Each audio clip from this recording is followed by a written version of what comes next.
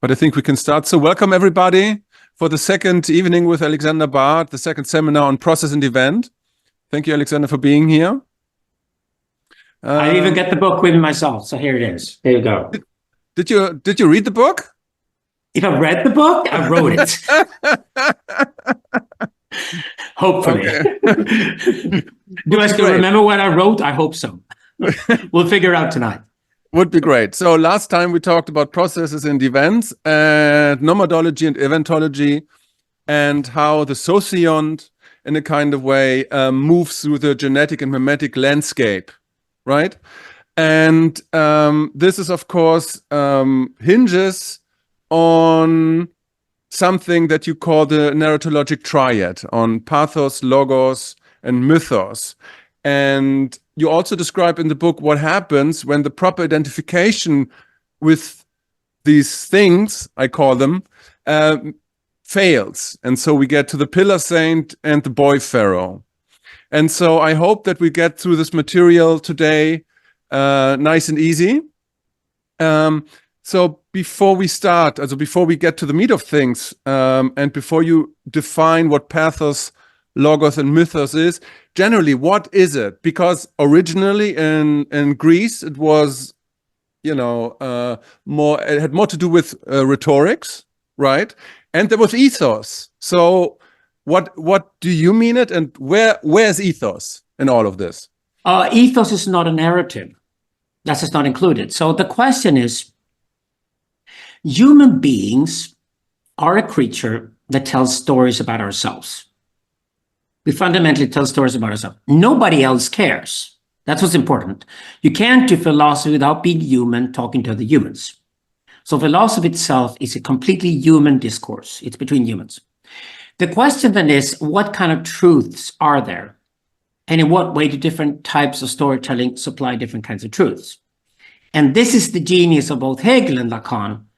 First in Hegel and later in Lacan, we recognize that human beings divide their storytelling into three different realms. And we radically say in this book that the three realms are irreducible to one another. Don't mix them up. Don't try to create some kind of hierarchy between them. One is not better than the other. They're all absolutely necessary for human survival. And they're called logos, mythos, and pathos. And then we radically do something that Hegel and Lacan never did do. We also gender them. We say that the conflict between logos and pathos is fundamentally the masculine brain. For example, Ian McGilchrist's books about the two different brain halves, the left brain, the right brain. He's really writing about the masculine brain, his own brain, probably, like most philosophers do. He doesn't really figure out what other brains are like, the Heidegger mistake. So then the third one is the mythos. And at least when men and women look at each other, they always put the unity onto women, and women have the mythos, which is the unity of the logos and the pathos. And the only way for logos and the pathos to be unified is through the mythos. I mean, you cannot get to the depths of human existence any better than in a Shakespeare play. Theater is totally superior to philosophy when it comes to actually describing the human condition. It's a point in, you can't compare Sartre and de Beauvoir with Shakespeare. It's ridiculous. Shakespeare is absolutely superior. It's always through the arts that we have access to something that looks, at least temporarily, like a unified truth about what it means to be human. And this is what we place in the mythos, which is interesting enough in the feminine. The problem, though, is that since the feminine and mythos represents unity, it's a hard time for mythos to separate fact and fiction, because two other words for fact and fiction are really logos and pathos, at least on the male side. It's logos and pathos that are fact and fiction. So what's great about this model being gendered is that we can look at the female and the male body and discover that women have two tits and men only have one dick. So the irony here is that the split in the genital organ lies on the female side because the female body has two fucking great mountains pointing out, in front of it. And man only has the dick. And by the way, women also has a cave, which man does not have. He just has an asshole. So ironically, nature has then introduced the split on the female side and the unity on the male side when it comes to the body itself. So this makes perfect sense. It's nice to play around with as a starting point for dialectics to understand narratology this way. And the argument in the book is that philosophy needs to be redefined. Remember that Alexander Bard has never done anything and gone into any art without trying to change the format of the art itself. So finally, the sixth book with Jan Söderqvist, we go so fucking megalomaniac that we say that philosophy itself needs to be redefined. And actually, over the last 100 years, through something called deconstruction, philosophy has really dealt with storytelling. It's dealt with literature. It's dealt with understanding the text. Derrida and all these guys have done nothing else the last 100 years. So we're basically saying we are now finishing up a work that started with Hegel, which is redefining the different realms of philosophy. And we're saying with Hegel, ontology and epistemology became one and the same thing, because we cannot learn anything about the world without being actively engaged in the world. That means that ontology and epistemology are two aspects of one and the same thing. We could even radically say that phenomenology can be added to that. Cognitive sciences try to do precisely that today, turning phenomenology into science. And they're probably going to end up with phenomenology also being part of ontology and epistemology, understanding what it means to be in the world and how we perceive the world. Okay, so that means there should be less philosophical disciplines than there are historically. And what we're then adding is that we're saying maybe we should then just recognize that over the last 200 years, we've understood that human beings tell stories about themselves all the time. And how we tell these stories and how we construct them and what their purposes are and why we should not mistake one type of story for another one is precisely philosophical discipline. And that's what we call narratology.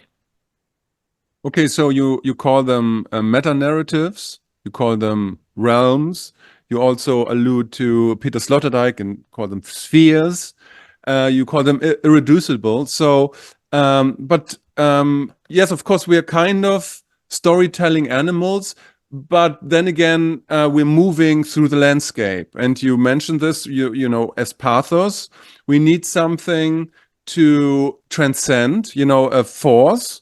Pathos from Greek original means emotion. So it's not just entirely a narrative, it's something more, because you also, and that's the question, you need pathos to create an event or to step out of the processual nature of things. Do I get that right? Yeah, so for example, we have the machines today, we have AI. AI is strictly logos at best. It's just doing zeros and ones. And we pump electricity through the machine and it comes out more zeros and ones and it induces different types of truth from whatever data we feed it with. It's strictly logos. It has no pathos. It has no feelings.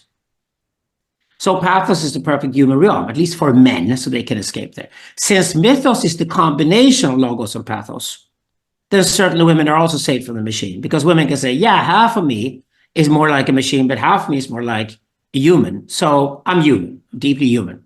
And in this sense, the machine is limited to only doing the logos operation at best.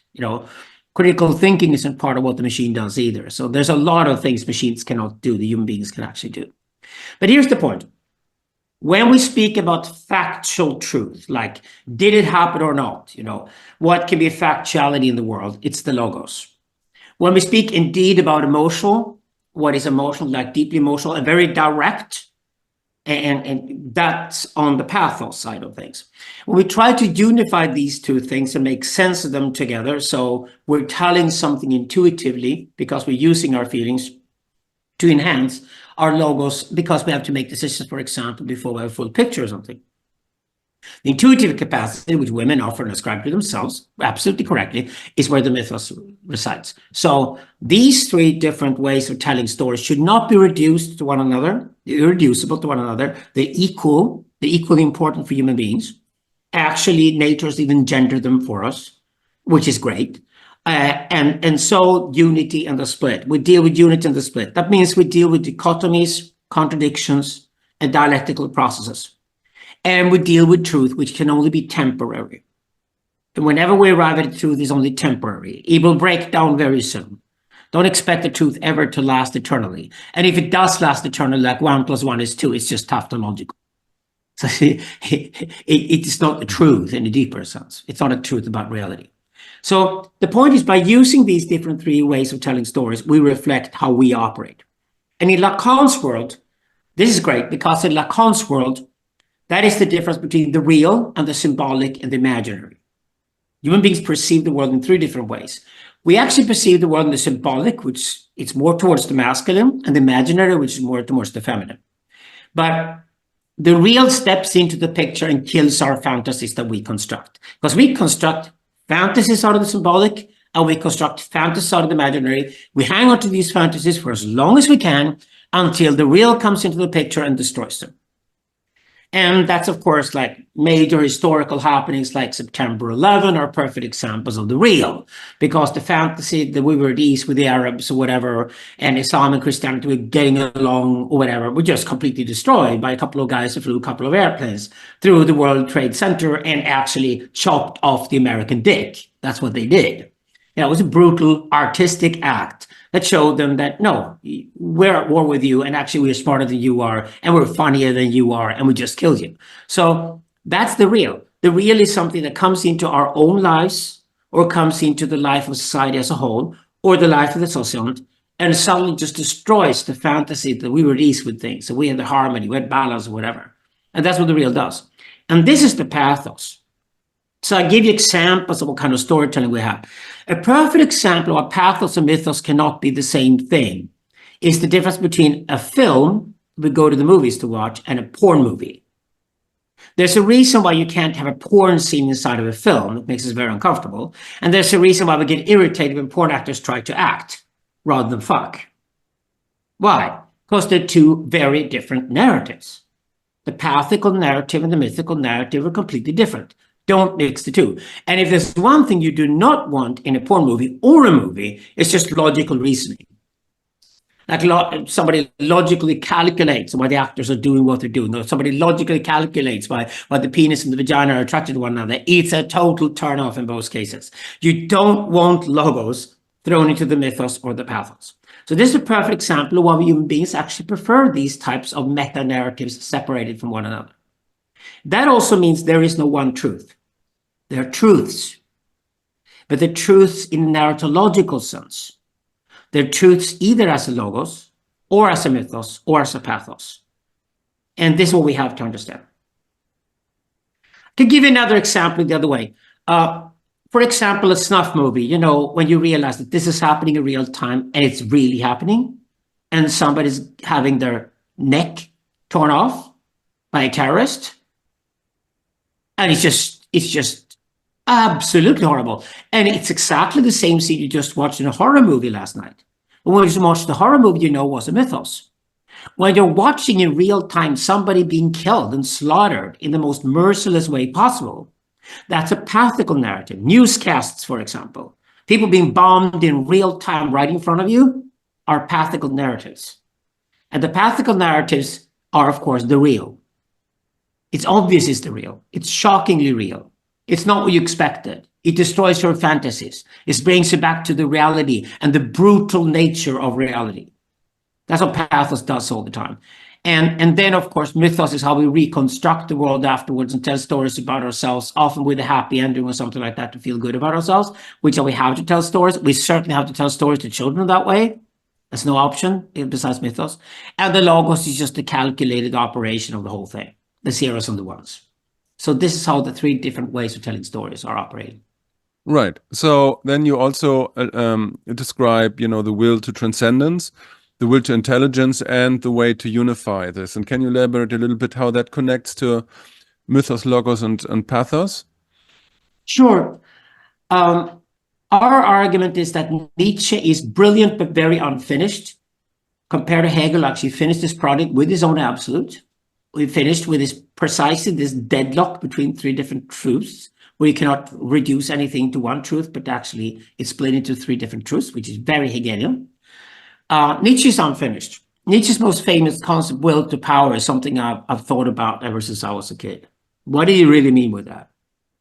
And when you're a kid, you think, yeah, I want to be top of the world. I want to be famous. I want to get recognition. I want my mother to applaud me and all those shitty things you think when you're 8 years old. Well, actually, that's not will to power at all. There's a certain will to make a mark on the world involved, will to power. But we argue the will to power two different wills that Nietzsche confuses into one will. It's actually two different wills. And those two wills are the will to intelligence and the will to transcendence. And of course, then you remember that the original triad, which is reflected in the narratology, is between the priest and the chief and the matriarch. So the question is, where do we put these wills? Well, the matriarch is responsible for a third will, which is not part of what Nietzsche discusses when he discusses will to power. He's very much in the masculine realm. Nietzsche's close to a McGilchrist here. He's really doing the male split brain, because that's where you find the location of the will to intelligence, the will to transcendence. It's the left brain and the right brain, essentially. No, the third one is will to reproduction. This is the process. The process lies firmly with women, as we discussed in the last episode. So will to reproduction is personified by the matriarch, and her daughters, they're the women that the men like to fuck. That means that the women have to deliver on the provision and the protection to actually be allowed to fuck the matriarch's daughter, because she personifies the will to reproduction. She represents that everything goes on. We talked about it the last time. She represents birth and death. Why does the matriarch represent birth and death? Because birth and death remind you that everything is reproduced. You're born because somebody else died. Somebody else died was the negation. You're being born, you're the negation of that negation. So there was space for you, sphere, as Sloterdijk would say, for you to live in the world. Then you live and one day you die. And when you die, you're gone. And somebody else is born. And this way, the entire sociant is being reborn or reincarnated all the time. The sociant, or the archetypes of the sociant, are reincarnated, but not you. You uniquely experience your subjectivity and your consciousness while you're alive. But the whole thing is reproduced. This is how women take the children. That's how women take the reproduction. Women's contribution to the sociant, which is half of the work that has to be done, is bearing children and raising children, and in that sense, being the will to reproduction. So we can leave will to reproduction out of it as a third will, which Nietzsche does not discuss. Nietzsche discusses will to power, which is the power to lead and go forward and transcend. And here's the trick. The priest represents the will to intelligence. This is the smartest guy in the tribe. The smartest guy is also. Why is he smart? He's older, he's been around, he has wisdom, but he also loves to learn things. I live in a monastery myself with monks. What's the thing about monks compared to soldiers who go out and fight in the world? The monks just want to learn shit all the time. They can't stop reading. They can't stop learning. They love learning every day. They put little archives together and put information together the way I do. I'm a monk. I love learning things. I wake up every morning and I learn things. My mother is 90 years old. She still loves to wake up every morning to learn new things. This urge to learn new things is a form of transcendence, because you transcend yourself by learning new things. But we call it will to intelligence, to keep it separate from the will to transcendence, because the will to transcendence is not about you. The will to transcendence is about how does the sociant itself, the tribe, transcend itself. How does it survive to begin with? And how does it conquer new territory? How does it expand? And this is the will of the chief. Anybody's chief material who wants to be like a king or political leader of some kind has this urge. I want this realm that I'm the king of. I want this realm to expand. I want the people in this realm to expand. Again, Sloterdijk spheres. It's an expansive sphere he's talking about here. So that's the will to transcendence. I think we make it a lot easier for people to understand Nietzsche by going deeper and by splitting the will to power into the will to transcendence and the will to intelligence. Now, when you're seeing this, will to intelligence, will to transcendence, and the will to reproduction, then you start looking at the narratology and you discover, of course it fits. Will to reproduction, mythos. You're being born, mythos. When you die, you don't want to hear logical truth when you die. You don't want somebody to come into the room and tell you that you're going to die in 45 minutes. No. You want somebody to come in and tell you a fucking story as if you were a little child and needs to hear a story about letting go is okay. The world will go on without you and you're fine. You lived a long life and you should be happy and proud about it. And we will celebrate you and we will memorize you every day, the day you died for the next 70 years, as Zoroastrians do. That's what you want to hear when you die. That's why there's a woman telling you that. There's a woman smiling to you to help you let go. The mythos, the will to reproduction, is always there. So the mythos and the will to reproduction are connected. The will to intelligence is obviously connected to the logos. The priest is the archetype who really wants to know everything about everything. That's why computers today and storing data and zeros and ones is a priestly activity. It's supposed to make the world more intelligent. We talk about artificial intelligence. We talk about symbiotic intelligence, which is the perfect mix of man and machine optimized together, which I think is a better word than AI. Symbiotic intelligence, Mia Schmachtenberg invented it, SI. That's the real shit. That's the real thing. So this is Priestley. The third one that is the pathos, and this is, of course, if you want the world to expand, if you want the social to expand, if you want to conquer foreign territory, you want everybody to grow, want everybody to live more, be more. You want the world to expand, transcend itself. This urge toward transcendence is definitely with the chief. And what is the chief's story? Pathos. Definitely into pathos. So you can see how the narratology is repeating here all the time and returning. Yeah. I would even add, and this is not in the book, I love adding things that are only here in the sessions. I would say that Gurdjieff's separation of the mind and the heart and the God are also a reflection of the narratology. That Gurdjieff is obsessed with the fourth way. We do that work at Parallax all the time. We talk about Gurdjieff's fourth way. I think it's an impossibility, and that's also the beauty of it. Because I think you're stuck with the narratology, you're stuck with Hegel's absolute no matter what you do. But of course, the head here, logos. The gut, pathos. And the heart is the mythos. So even outside of Proselyte, you can start applying the narratological triad and these three different worlds. You can start applying them with just about everything you discover. The pattern is repeated. Beautiful. Okay, so but then again, you mentioned the chieftain and the priest, but this identification of the individual with the chieftain or the priest can go awry, or the identification with logos and pathos. And that's what we're here about to talk. So what happens if the proper identification fails to happen with these realms, with these meta-narratives? The priest can only become the priest by loving and admiring the chief.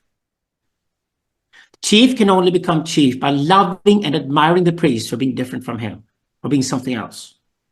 This is the mature tribe. This is the adult tribe. This is a sociant that functions. They both have to respect the matriarch, and they do, because they don't get to fuck unless they do. So we don't have to be too worried about them not, pleasing the matriarch, because men have to, otherwise they don't get to fuck. So thankfully, sexuality makes sure the matriarch is respected at the third part. But what happens is that if the priest doesn't have the chief, or hates and is disgusted with the chief, or has the ambition to be chief himself, you get the pillar saint. And if the chief doesn't want anything to do with the priest, wants to take over the priest role, wants to be both chief and priest at the same time, in other words, a tyrant, you get the boy pharaoh. And we worked very hard for a long time to try to define these two categories of pillar saints and boy pharaohs, because every time I heard these accusations against patriarchy, there was something wrong with patriarchy, I always knew it was wrong. It was an incomplete picture that I disagreed with. No, the problem with civilization after the Bronze Age, over the last 3,000 years, has been that long periods of time, we had pillar saints who dictated religion, and we've had boy pharaohs who dictated politics, or running the monarchies, and they were tyrants. And we don't want the tyrant because it makes us stupid. It makes us terrified of being human. It's a dysfunctional sociant we're talking about, we get the tyrant.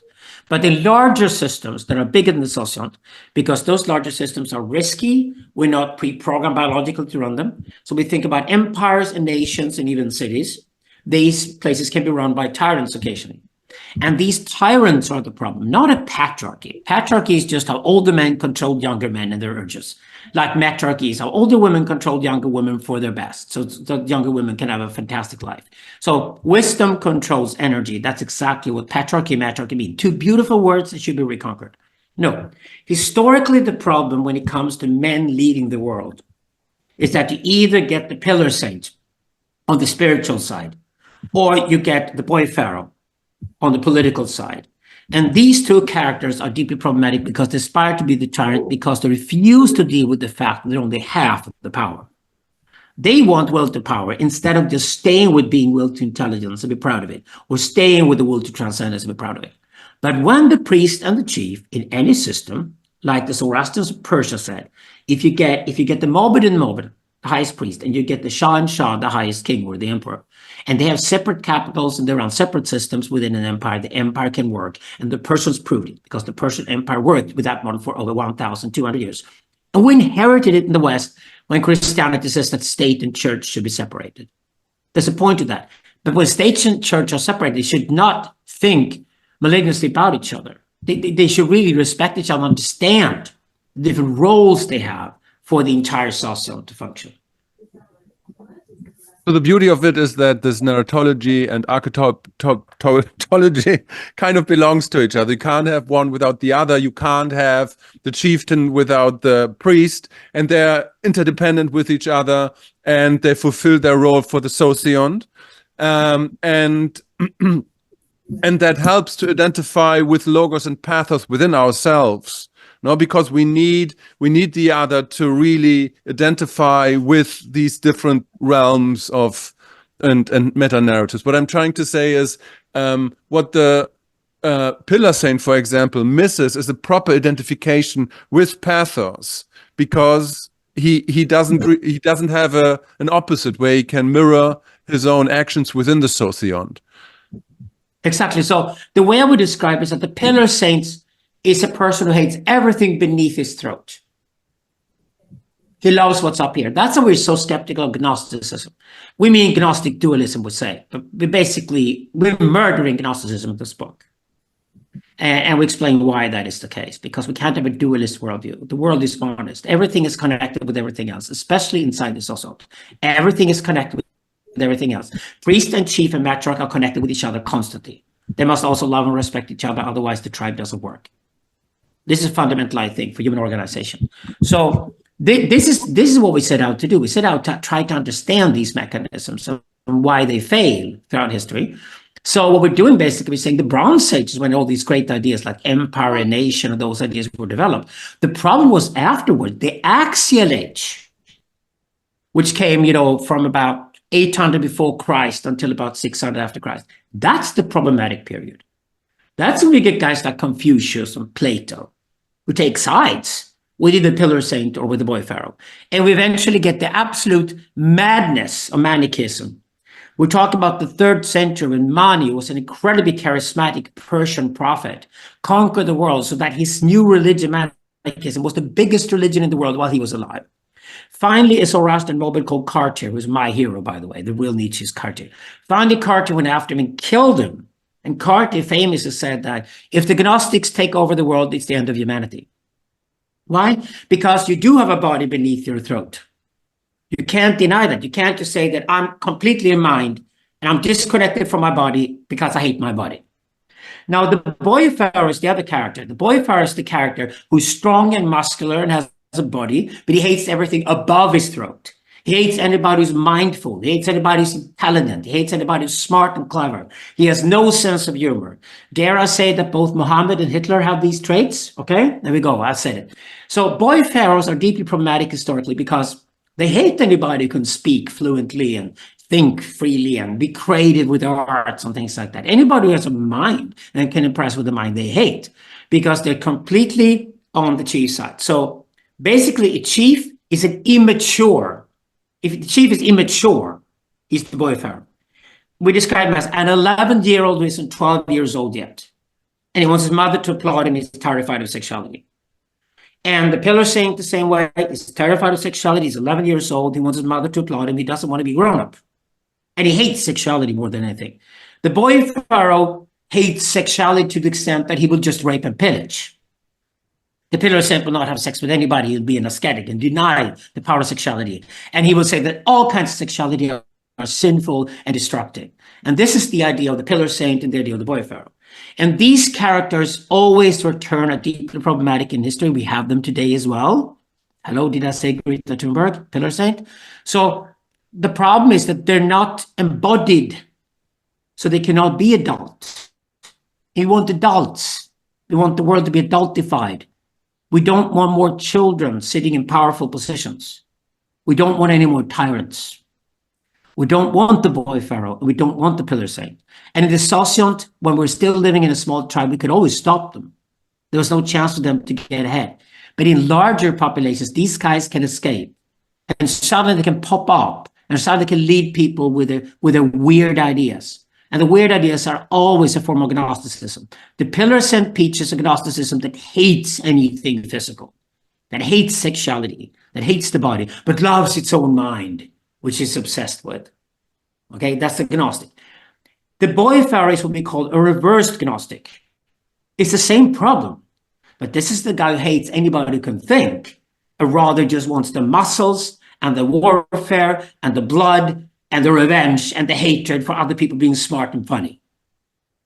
So you got these boy pharaohs out there in the world as well, and they're running around all over the place, and they're killing whatever they can get access to killing, and they're hateful and they're revengeful and they're bitter and they have no sense of humor. That's a perfect example of boy pharaoh. So you mentioned the adult tribe, right? And we have a very infantile understanding of sexuality, of a very infantile understanding of ritual, of spirituality, very infantile, and even of philosophy, because I mean, philosophy has something to do with real life and not to be in the head, as you said. So, say something about the adult tribe in relationship to the society we're living in right now. Well, life comes in small packets at a time. You can't really understand how life functions until you're ready for it. That's an archetypological truth. You cannot ignore that. The problem was that when the feudal mass religions appeared, Christianity and Islam, they gave us they did a noble lie to function, and the noble lie was to say the world must be transparent. One of the really weird things in the New Testament is when Christ is on the cross, and the New Testament says that the curtain in the Jewish temple that separates the sacred from the most sacred space, again, spheres, in the Jewish temple, went down, meaning that there was a direct connection between all human beings and God established. That is a lie. There is no such thing. But Christianity promised that, and Islam copied it. The direct access to God. You can talk to God at any given time. God is always there. When nobody else gives you a like on Facebook, God will still like you. That's the Christian and Islamic myth. And this is the problem with Western religion. It jumped to transparency because it could then promise people that you can always go to heaven when you die, which is a lie, a big lie, the biggest lie ever. Now, why was this lie preached? It was preached because it was cheap. It doesn't cost you anything because when people die, they can't report back they never got to heaven. You can lie as much as you like. But the transparency was the prerequisite for being able to promise everybody they could go to heaven. So essentially what Christianity and Islam did was that they fooled us into believing that we can handle absolutely everything and transparency is available to everybody. So since then, the myth about transparency has been really strong in our culture, and the Enlightenment inherited it. And inherited with like journalism and everything we have today that, oh, but everybody should know everything about everything. Whenever I hear that, I always remind people, I did that with the great Zach Stein in a podcast one day, because he kind of opposed this idea that everything should not be transparent. And I said, do you want your 2-year-old child to watch hardcore pornography? I said, of course not. No, that's the end of transparency. You just gave it to me. You just said that there cannot be transparency. There cannot be transparency between hardcore pornography, which is incredibly tantric, and the sutric world of a 2-year-old. So this is why the division of Sutra and Tantra was so fascinating and worked so well in Eastern philosophy, in Eastern culture, and Eastern religion, because it's absolutely necessary. We have to reintroduce this division. So you can only understand the world in little packages throughout your life. And maybe when you're really old and really experienced and been around a lot, you could take even the most hard-earned, toughest truths about reality. You can't do it before that because you can't handle it. And this, I think, is really, really important in our work, that we stress this constantly, that in the social, this was absolutely obvious. We started doing larger populations and we started doing markets. And when you stand at a market in a big city, you promise your customers everything. You tell them, if you just pay for this product, you will get absolute happiness and ultimate reality will be yours. And you will be the smartest person in the world and the strongest person in the world, the most beautiful person in the world. You have more sex than anybody. You get all these things just if you buy the product, right? Because capitalism lies to us all the time. Advertisers lies to us all the time. They say that if you just buy this one product, our lives will change completely. And it always buys into this urge inside of us to stay children and not growing up. So all these marketing efforts, starting with Christianity, Islam, they were marketed religions long before capitalism. They were marketed to the masses. They told you what you wanted to hear instead of telling you the truth. They were superficial, spiritually speaking, as any market forces are. That's exactly why Christianity and Islam became so popular and were so useful and became these worldwide mass religions. We say by now they should be over and done with because we have now realized that we don't want the noble any longer, and we want to know the truth because spirituality requires it. But we know also that we can only handle a certain amount of truth, what we're prepared for, what we're ready for. And this is what we mean adultification. The process of adultification starts when you're born. And the process of adultification is that whatever you can handle at a certain age, you should handle. And you should be trained to handle it, but not before then. And this is the problem of adultification, which speaks against all these flamboyant promises from Christianity and Islam, which are absolutely untrue. Right. So I'm thinking, so you know the Pareto distribution, right? Yes. Which is valid for every asset and facet of life. And so you can't have everybody to be a chieftain or a priest. You can't. So but you don't even want to point to people who want the job.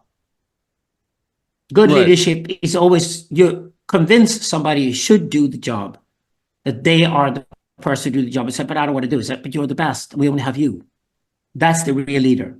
The people who aspire towards leadership, watch out. Right there is where you see the pillar saying to the boy Pharaoh traits. You see right at the people who are ambitious and want to get to that position and they want to have that kind of power. Okay, that's exactly what a bad leader is like, already there. Right, that's the hero with 1,000 masks, no? Campbell, and the idea to be reluctant to go into the. But again, it's like to transcend, to move the sociant. You need pathos. You need to be, an embodied kind of chieftain. But of course, not everybody is that. So you have a distribution within the tribe of people that may practice Christianity or Buddhism, and I mean, if you just look at the numbers of people that meditated for the last 2,000 years and compare that with the amount of people who actually entered the Bad Absolute, as you call it, so it's a very big disconnect there, right? And so the question is, how do you navigate that? Well, I think a lot of people who are Christian or Buddhist or whatever were that because it was the best available option at the time. We live in a global world today, globalized world. So when I started doing philosophy in the 1980s, I realized that the one thing I'm going to do is that I'm going to the first generation doesn't start with the Greeks. Because that's a typical European lie, a 19th century lie. Philosophy didn't start with the Greeks. And in the same way, we look at the world today, and when people come to me and ask questions about religion and spirituality, I said, well, you have the entire world in front of you. Now, pick one path, but take the path you can truly, really believe in and be devoted to. Because then you will pursue it, and then you'll be serious about it. Don't pick a religion that happens to be popular just because your neighbors picked it, because if you actually don't believe in it, you can't be ironic about something that's so serious as spirituality. I don't believe in ironic spirituality at all. But I think a lot of people had to do with ironic spirituality in the past. And that's why I can respect that someone was a Christian in the 18th century or whatever, but we live in a very different world today. And now I want people to make enlightened decisions on which spiritual school they want to follow that they believe in. Right. So you mentioned Greta Thunberg and that, people like this appear in a time of crisis. So I think you mentioned Kairos as a specific time, Zach Stein, between worlds. How do you conceptualize that, in terms of, manifestation of archetypes and all of this? Well, that's actually the first chapter, which is sort of skipped over because it's actually so deep that it's kind of a knockout right there, first chapter. But the first chapter deals with time. And Chronos and Kairos is just one variety of a dialectics of time. So after Hegel, it's impossible to go back to anything else but time as first category. That's why I love Sloterdijk for doing spheres and trying to do space as first category, if that was still possible. And he does a good job at it. You should read Sloterdijk's Spheres, the 3 books, in parallel with reading Bart of Sedeka's Grand Narratology. Because we're doing time, we're taking time very, very seriously in our work. And he's taking space very seriously. So it's great complementary work, because we're all Nietzscheans. Sloterdijk is a Nietzschean just like me and Sedeca. I'm just saying that. But we take time very seriously. So what we do with time is that we say, there's strictly metaphysically speaking, and in metaphysics, you can go both towards nature, you can go towards culture. And then we say the division in time when it comes to nature lies in the separation of hypertime and space-time. That's probably a whole episode in itself just to go through that. But the other one is the cultural separation of time. And the cultural separation of time lies in the Kairos and the Chronos division. So that is really what process and event is, because we talk about process and event not in the metaphysical sense that process and event are repeated, and process and event come back in hypertime and spacetime. Of course, then hypertime becomes the process and spacetime becomes the event, because events are placed along a timeline in spacetime, whereas we would think of hypertime in that sense as kind of curved, like it doesn't have that kind of linearity to it. It's circular time. So you get linear and circular time, metaphysically speaking, about the time you apply onto nature. Where you apply the same thing onto culture, process and event returns. And process and event, the returns are circular and linear. And there's the difference between the Kairos and the Chronos. So we perceive time as well differently culturally. And we put ourselves differently in that time. And this is, of course, the division between India and Iran that happened about 4,000 years ago, and to which eventually Brahmanism in India and Zoroastrianism in Iran were responses. And this division was that you could either think of the world as nothing but process and eternal return of the same, or you can think of the world as process, eternal return of the same, on top of which events can happen that changes history forever, and then puts history into new spins of process. They're completely novel. So novelty can occur. And this is what we mean with the cultural time division. So this is why the chapter is called something like time is history, and history is everything, and everything is history, and you cannot be outside of history. But within history, we have 4 different aspects of time, or 4 different dimensions of time, if you like to say that we can discuss. So time has these differences within itself. Right. I was rather referencing, the time that we are in right now, culturally speaking, because again, where is the profound ritual? Where is the adult sexuality? So, we're living in a time that is rapidly changing. So how do we get to an adult tribe, to an adult society? Or do we have so this is where paradigmatics comes in, and we start doing paradigmatics in chapter 7. So when we're finished with the pillars into boy Pharaoh, and basically here's the warning. Okay. Beware of pillars into boy pharaohs. They always step into the arena because they're eager to get power, but they're denying the power of adult sexuality, which is the person, or the responsibility of adult sexuality, which is the boy pharaoh. So you don't want any of those 2 ditches. You don't want the ascetic and you don't want the rape. You try to avoid both anyway. What you do then is you go into chapter 7 and say, okay, when you realize that we want to avoid these characters, then if we have a responsible leadership, and if you've fully grown up men and women who take responsibility, and we convince them to be priests and chiefs and matriarchs, and we have leadership of the tribe, and we can start walking forward. We can nomadological to begin with. What then do we do? Well, we look at what we have inherited in our geneplex, which is transparadigmatic, and that's what we call archetypology. And these archetypes are, of course, the ones that are constantly repeated. Then we look at the paradigm. And here's the funny thing. The paradigm itself, the specific historical period we live in, and in the way that it's different from previous historical periods.